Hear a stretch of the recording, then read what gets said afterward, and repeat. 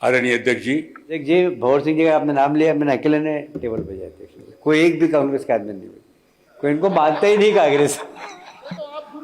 आदरणीय अध्यक्ष जी, ये अनुपूरक बजट के ऊपर बुलाए गए सत्र के अंदर सत्र का काम ही सिर्फ इतना ही है कि इनके आप ये मांगते रहे, सदन उनको देता रहे, 3-4 रोज में सत्र खत्म कर दिया जाए। प्रदेश की समस्याएं, प्रदेश की मांगे, किसानों की मांगे, विद्यार्थियों की मांगे सब पीछे पड़ी रहे, कोई चिंता उसकी होती नहीं। लेकिन बार बार सवाल वहीं से आता है कि सत्र को तो आपने बुला लिया और अब एक बहुत भोला भाला हमारा आदर्श मंत्री है आदरणीय देवड़ा जी, इनके कंधे पे बंदूक रख दी, इनसे पैसा मंगवा लिया, ले लिया और फिर बाद में गाली खाने के लिए भी यही है, क्योंकि उसके बाद जमीन पे तो कोई काम दिखता नहीं है।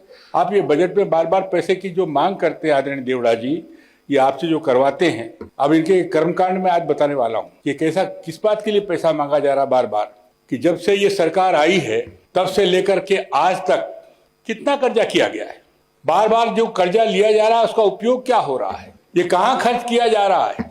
क्या ये बार बार कर्ज लेकर के जनता के अंदर, अभी कैलाश जी खड़े हो जाएंगे, बोलेंगे हम कर्ज भी तो ले रहे हैं लेकिन विकास कर रहे हैं। अरे भारत माता के सपूतों, जरा विकास जमीन पे दिखना भी तो चाहिए।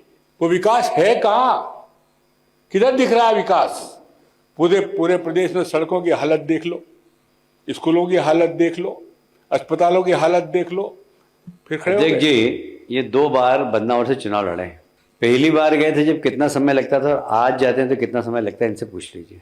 अभी आंख बंद करके सड़क पे चलते हो तो मुझे नहीं मालूम, अदरवाइज पहले इनको 4 घंटे लगते थे, अब 2 घंटे में बदनावर पहुंच जाते हैं। नहीं, अब तो 1 घंटे में पहुंच रहे हैं। वाह यार रामेश्वर जी, तुम भी लगाए नवरत्न का तेल है, सब तेल लगाने में सब मास्टर हो गए हो तुम लोग, है गजब गजब का तेल लगाने लगे हो यार। माननीय अध्यक्ष जी, मेरा ऐसा निवेदन है कि लगातार जो कर्ज लेने की प्रथा है, हर महीने आप 5,000 करोड़ 6,000 करोड़ का कर्जा ले रहे हो। आज बताया गया इसके अंदर कि इस पूरे प्रदेश के ऊपर 4.5 लाख करोड़ से ऊपर का कर्जा हो गया। पिछले 3-4-5 साल में आपने कितना, 2 साल में कितना कर्जा लिया, इसकी जरा कल्पना तो करिए। ये खर्च काहे में हो रहा है? मैं तो मांग करना चाहता हूं आदरणीय वित्त मंत्री जी, मध्य प्रदेश की जनता को आदरणीय कैलाश जी एक श्वेत पत्र जारी किया जाए आपकी तरफ से, तो सरकार इस जनता को बताए कि हम ये जो कर्जा ले रहे हैं, इस कर्जे के ऊपर हम ब्याज कितना दे रहे हैं हर महीने, इस कर्जे का उपयोग क्या हो रहा है। आप 60% पैसा तो ब्याज में खर्च कर रहे हो, बाकी तनख्वाह में खर्च कर रहे हो, बाकी आपकी सुविधाओं पे खर्च कर रहे हो। अरे जनता की योजनाओं के लिए पैसे कहाँ है आपके पास? न विद्यार्थियों का पैसा जमा हो रहा है, न बुजुर्गों को पेंशन मिल रही है, न अस्पतालों के अंदर डॉक्टर है, न नर्सें हैं। 5,000 का कर्ज करना क्या है? लाडली बहना। आज एक हमारे मित्र ओम प्रकाश जी सुबह कह ही रहे थे कि लाडली बहनों के लिए, उनके घर के खर्च चलाने के लिए दे रहे। लाडली बहनों को नहीं दे रहे। आप लोगों ने एक फार्मूला इस देश में समझ लिया है, लोकतंत्र को अपने घर में गिरवी रखने का। मतदाता की जेब में पैसे डालो और वोट लेकर के फिर 5 साल ऐश करो। और ये यही नहीं, आपकी ये बीमारी सब जगह जा चुकी है। मैं बहनों के विकास के खिलाफ नहीं हूं, बहनों को अगर आप पैसा दे रहे हैं मैं उसके खिलाफ भी नहीं हूं, लेकिन आपकी ये बीमारी बाकी प्रदेशों में भी जा शुरू हो गई है। जनता की जेब में चुनाव के पहले 15,000 20,000 रुपए डाल दो, वोट ले लो और 5 साल का लाइसेंस लेके बैठो और खूब मस्ती से माल लूटो। ये क्या चल रहा है? लाडली बहनों का आप लाभ नहीं कर रहे हैं। लाडली बहनों के नाम से वोट खरीदने का आपने एक फार्मूला बना लिया है। ये शायद सीधी रिश्वत देकर के और चुनाव में जीत प्राप्त करने का एक फार्मूला आपने बना ही लिया है कैलाश जी। अब तो आपको इसकी भी जरूरत नहीं है कि आपको चुनाव कराओ या न कराओ, काम करो 5 साल या न करो। चुनाव के पहले 15 दिन पहले 30,000 40,000 रुपए जैसे बिहार में डाले गए, खातों में डाल दो, हम तो लाडली बहना की मदद कर रहे हैं, वोट ले लो और खेल खत्म। ये जो दुरुपयोग हो रहा है, इस पे जरा आप विचार करिएगा।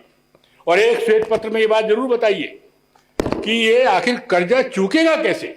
मध्य प्रदेश की जनता के कंधों पे इतना बोझ आपने डाल दिया, ये चूकेगा कैसे? कर्जा कौन चुकाएगा? आप जो कर्जा ले रहे हैं वो तो आपके ब्याज में जा रहा है, आपकी तनख्वाह में जा रहा है। क्या आपने कोई अंकुश लगाया है दुरुपयोग हो रहा है पैसे का? जब विभागों में इतनी अनियमितताएं चल रही है, पैसे का दुरुपयोग हो रहा है, और ये माननीय कैलाश जी यही बैठे, मैं एक उदाहरण आपको यही देता हूँ माननीय महोदय, माननीय नगरीय प्रशासन मंत्री भी हैं, और इंदौर के अंदर नगर निगम, इतनी प्रतिष्ठित नगर निगम, उसमें 800 करोड़ रुपया बिना किसी कामकाज के निकल गया। सब देखते रह गए। कार्रवाई हुई एक इंजीनियर के ऊपर, 800 करोड़ बिना क्या काम के इंदौर की नगर निगम में बिना पर्ची खिंचे के निकल जाए, और उसके बाद उसमें जो जांच हुई उसमें जो मामला आया तो सब आपके सामने है। तो ये जो दुरुपयोग हो रहा है इंदौर की कान नदी को साफ करने के लिए 3000 करोड़ रुपए पहले खर्च कर चुके, 800 करोड़ रुपए अभी और चाहिए सिंहस्थ के पहले। 3000 करोड़ के अंदर कान नदी स्वच्छ नहीं हुई, पैसा निकल गया, पैसा खर्च हो गया, और अभी 800 करोड़ फिर सिंहस्थ के पहले हमको साफ करना चाहिए। मेरा एक कहना है कि जनता, गरीब जनता टैक्स दे देकर के आपका खजाना भर रही है, आप उपयोग कहां कर रहे हैं उसका? क्या उपयोग हो रहा है इसके अंदर? और जब इस अनियमितता के ऊपर, इस भ्रष्टाचार पे आप रोक नहीं लगाएंगे, बेकार के खर्चों पे आप रोक नहीं लगाएंगे, तो बजट का मतलब क्या है? आप ले लीजिए स्वीकृति, सदन तो स्वीकृति दे ही देगा, हम तो स्वीकृति देने के लिए बैठे। किसान तो रो रहा है, खलघाट के ऊपर जूते खा रहा है, डड्डे खा रहा है, उसका पिछड़ा लाल हो रहा है, कोई चिंता नहीं। खाद मिल नहीं रहा, डीएपी मिल नहीं रहा, खाद लेने जाए किसान, डीएपी लेने जा रहा है। माननीय देवड़ा जी, आपकी विधानसभा में भी यही हो रहा है, जब किसान डीएपी लेने जाता है तो 2 बोतल उसको नैनो की टिकाई जाती है कि नैनो यूरिया लोगे तो डीएपी मिलेगा, नहीं तो नहीं मिलेगा। क्या तमाशा हो रहा है ये? क्यों लूट मचा रखी है ये किसान से? बताओ राजन जी, आपकी हो रहा कि नहीं हो रहा? ओम प्रकाश सकलेचा, तुम बताओ।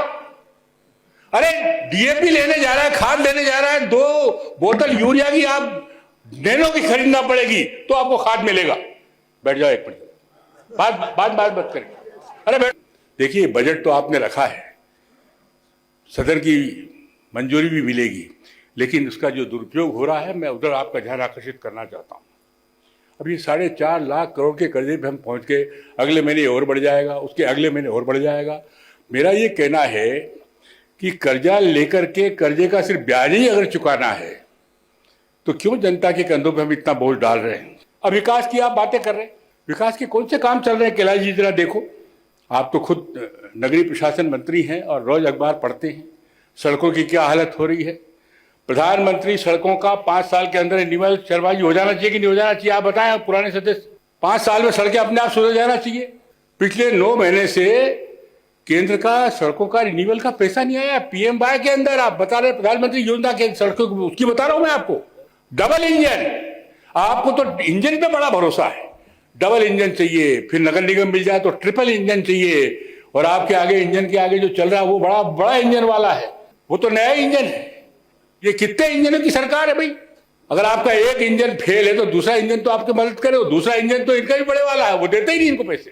कितना बड़ा इस प्रदेश को, अभी जीएसटी का पैसे पे मैं आऊंगा तो आप मालूम पड़ेगा कितना जीएसटी बाकी आज नहीं मिल रहा प्रदेश को। प्रधानमंत्री सड़कों के जो लिए ये पिछले 5 साल में जो योजना आना चाहिए 2 साल में बिल्कुल आई क्या? उसका पैसा कहाँ है? सड़कों का रिन्यूअल नहीं हो रहा, सड़कों पे गड्ढे हो गए। अभी रामेश्वर जी कह रहे थे कि साहब सड़कें बहुत अच्छी चल रही, कैलाश जी कह रहे कि साहब बिना आंख मूंदे ही चला लो। तो ये तो हमको निपटाना ही चाहते हैं। कैलाश जी तो चाहते हैं कि सिखाओ जी बिना आंख मूंद करके गाड़ी चलाए, खेल ही खत्म हो जाए, पूछने की जरूरत नहीं। अब इनसे बड़ा शुभचिंतक कौन है? शताई हो सर, हमेशा मेरी कामना रहती है ये। अपना हमारे गुरु है, जो भी हमने प्राप्त किया आपसे प्राप्त किया है। कैलाश जी की हर बात मानने की जरूरत नहीं है। अब एक बात और माननीय आदरणीय बता दीजिए मुझे। चलिए अब अच्छी बात है, हम तो आपका बजट का समर्थन करते हैं, लेकिन आप ये भेदभाव वाली नीति क्यों करते हैं? अभी एक जने कह रहे थे कि साहब विकास की बड़ी धारा बह रही है। अब आप मुझे बताइए, आपने 15 करोड़ रुपए तो कांग्रेस के विधायकों के लिए तो नहीं दिए, और बाकी विधायकों को 15 करोड़ दे दिए। ये विसंगति क्यों? और ये 5 करोड़ देने की बात थी, वो तो क्यों भाई दिया क्या? महाराज नेता प्रतिपक्ष, 5 करोड़ भी दिए क्या आपने को? नहीं दिए। ये बात तो आपने वचन दिया था कि 5 करोड़ हम कांग्रेस को देंगे, 15 करोड़ बीजेपी वालों को देंगे। ये बीजेपी वाले तो गब्बर हो गए। 15 करोड़ तो देखो, इनके चेहरे की रौनक तो देखो है। और हम तो फिर क्या करेंगे भाई? वो 5 करोड़ भी नहीं मिल रहे माननीय अध्यक्ष महोदय। ये लेकिन ये बजट के अंदर विसंगति करने के लिए बजट नहीं होता है। आप ये 5 करोड़ 15 करोड़ के अंदर जो भेदभाव की धारा चला रखी, इससे आप विधायकों का अपमान नहीं कर रहे हैं माननीय देवड़ा जी। ये आप मध्य प्रदेश की उस जनता का अपमान कर रहे हैं जिसने आपके साथ सहमति नहीं जताई होगी। लोकतंत्र काय के लिए होता है? लोकतंत्र में सहमति होती है, असहमति होती है, जनता खिलाफ भी हो सकती है, जनता अपने को चुनाव हराती भी है, जनता अपने को चुनाव जिताती भी है। तो जो अपने को चुनाव हरा दे या दूसरे को किसी को जिता दे तो उसको हम पैसे नहीं देंगे, उसके क्षेत्र में विकास नहीं होगा, उसके यहाँ सड़कें नहीं बनेगी, उसके यहाँ पानी नहीं जाएगा। और जो भारतीय जनता पार्टी को वोट दे दे उसके लिए क्या करोगे? 15-15 करोड़। क्या चल रहा है ये विसंगति बजट में होना चाहिए क्या? अब चलिए, अब दूसरी बात ये, आप और विकास की बात कर रहे हैं। पहले ग्राम पंचायतों में कोई मर जाता था तो सरपंच 5,000 रुपए उसको अंत्येष्टि के लिए देने के लिए उसके बाद पैसे रहते थे।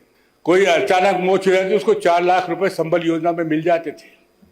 आज हर जिले के अंदर कैलाश जी ये संबल योजना का पैसा 6-6 महीने, 8-8 महीने, 9-9 महीने नहीं जाता है। और ये 5,000 मिलना तो बंद ही हो गए। मतलब किसी के यहाँ लाश पड़ी हो तो सरपंच के पास 5,000 देने के लिए नहीं, क्योंकि आपके यहाँ पैसा जा ही नहीं रहा है।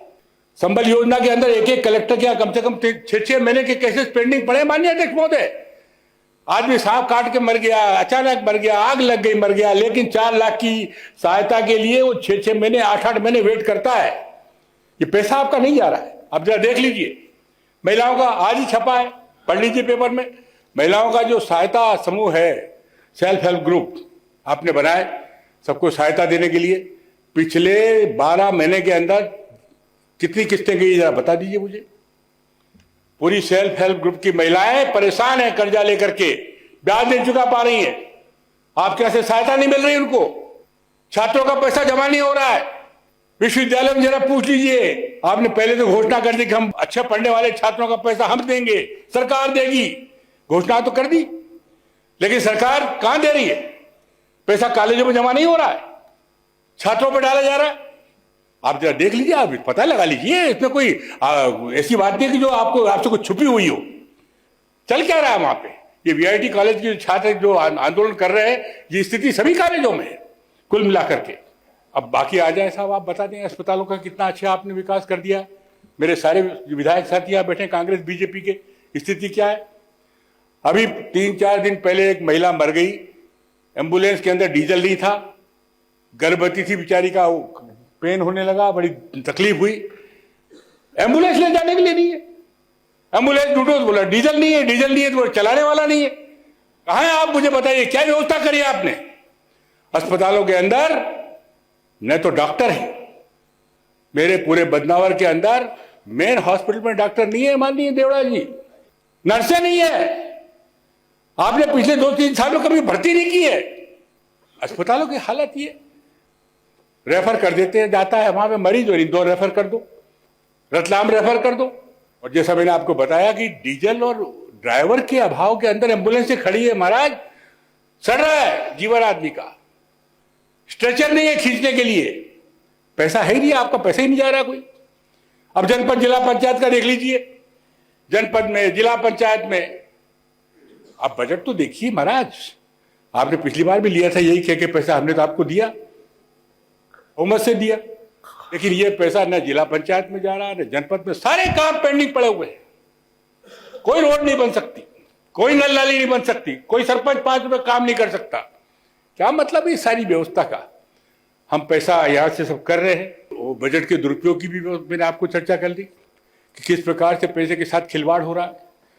अधिकारी मनमानी कर रहे हैं, मनमानी पैसा खर्च हो रहा है, मनमाना उनका इवेंट मैनेजमेंट के अंदर लग रहा है।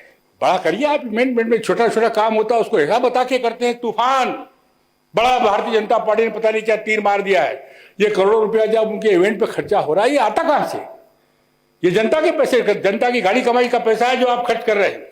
विज्ञापन में तो भगवान जाने, कैलाश जी को तो इनका विज्ञापन आजकल कम ही छपता है, लेकिन बाकी का तो आजकल खुद देख रहा हूं मैं। कैलाश जी का आपने कुछ मांगा नहीं तो आज मैं मांग लेता हूं। मेरी विधानसभा के अंदर भी मेहरबानी करके, अभी तो ये बता रहे थे कि साहब हमारे 2-2 संदीपनी स्कूल जो है चल गए हैं, तो बंदावर का अभी तक चालू नहीं हुआ है। भवन पूरा नहीं बना है संदीपनी का, नाम बदल दिया संदीपनी, सीएम राइज स्कूल से। नाम बदलने में तुम लोग क्यों मास्टरी कर रहे हो यार? हर चीज के नाम बदल रहे हो, जिसका चाहे नाम बदलने से काम थोड़ी हो जाता है। ताज्जुब है मुझे तो कि नाम बदलने में इतनी मास्टरी कर रहे हो, काम कुछ नहीं, 0 बटा सन्नाटा। आज भी संदीपनी स्कूल हमारा बदनावर का चालू नहीं हुआ है, शिक्षक है नहीं। आज तो सुबह माननीय मंत्री जी तो कह ही रहे थे कि हम तो 10 से कम छात्रों को वहां एडजस्ट कर देंगे, यहाँ एडजस्ट कर देंगे। शिक्षक कहाँ है? छात्रों को पढ़ाने के लिए शिक्षक नहीं है। शौचालय बनाने की पिछली बार आपने बजट में बात की थी, बच्चों के स्कूलों में कहां बने? शौचालय नहीं है, पानी की व्यवस्था नहीं है। 450 से ज्यादा स्कूल ऐसे हैं जहां बिजली का कनेक्शन नहीं हुआ है। माननीय, पैसा तो लीजिए, लेकिन सही जगह लगे इसकी कल्पना कर लीजिए। मैं आपसे अनुरोध करते हुए अपनी बात को यही विराम दूंगा कि ये अपने अपने को देने वाली जो है ना, अंधा बांटे रेवड़ी और चीन चीन के दे, बीजेपी का आ जाएगा तो हम कर देंगे, दूसरा आ जाएगा, इनको भी जनता ही है, वो भी जनता आपकी है। वो जनता किसी कारण से आपसे नाराज होगी, लेकिन इसका मतलब नहीं कि आप उनको सजा दो। आप विधायकों को सजा नहीं दे रहे हो। विधायकों की विकास निधि अगर आपने 5 करोड़ की तो वो जनता के हित में लगेगी, जनता के काम में लगेगी। आज सब बजट का अभाव बाकी उसमें रहता है, लेकिन विधायक के पास बजट की राशि रहेगी तो वो जनता के काम आ जाएगी। मेरा निवेदन है माननीय कैलाश जी, आप ये 2 काम करिए। विधायकों की आप वेतन बढ़ाए ना बढ़ाए, उससे कोई ज्यादा फर्क नहीं पड़ने वाला।